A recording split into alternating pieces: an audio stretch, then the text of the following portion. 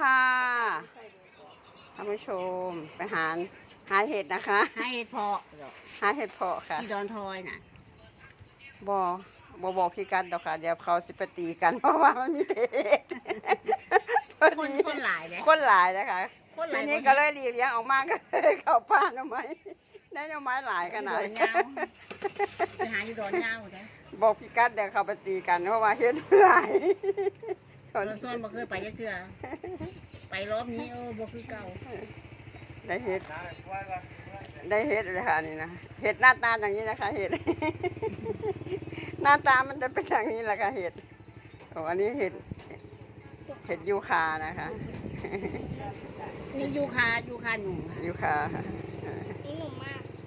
หนุ่มน้อยนี่หน่อไม้อยู่วางเจเอิงค่ะเอา2 ต้นได้นี่2 กอเอา2 กอได้นี่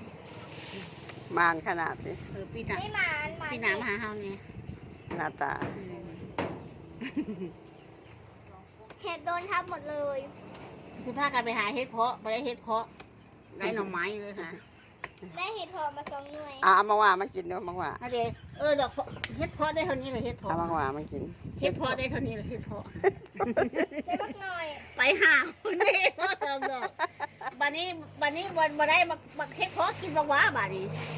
ไปลุยสวนเลยดิลุยสวนกินบักหวาลุยเห็นยังเอาไปเลยกินบักหวาเห็นยังเอาไปเลยบ่ต้องกินมันดูกินมันปากดำมันดูปากดำไหมมะม่วงก็มีเด้อมะม่วงค่ะโอ้ดำหมดละปากมะม่วงกับไปลากเอามาทั้งลากเขาเรียกว่าเอาไงไปต้อยเอา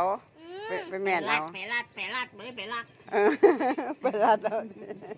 ไปลาดอันนั้นต้นมั้งค่ะคนหลายก็เห็ดโอ้ยเห็ดเพาะออกก็กินมากกว่าก็ได้บอกกินเห็ดเพาะเลย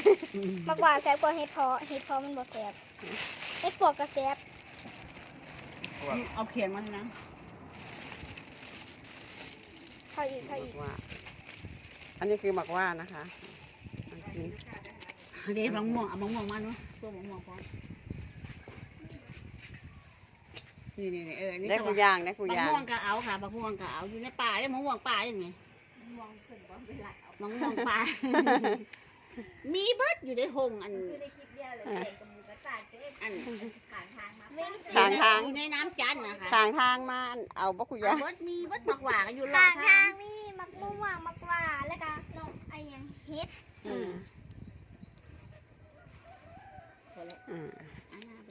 เฮ้ยปากดำเลยกินบอกว่าแซ่บพร้อมปอกหน่อไม้กันเตรียมต้มปอกหน่อไม้ก่อนนะคะต้มนึ่งหรือว่าจะต้มแกงหรือว่า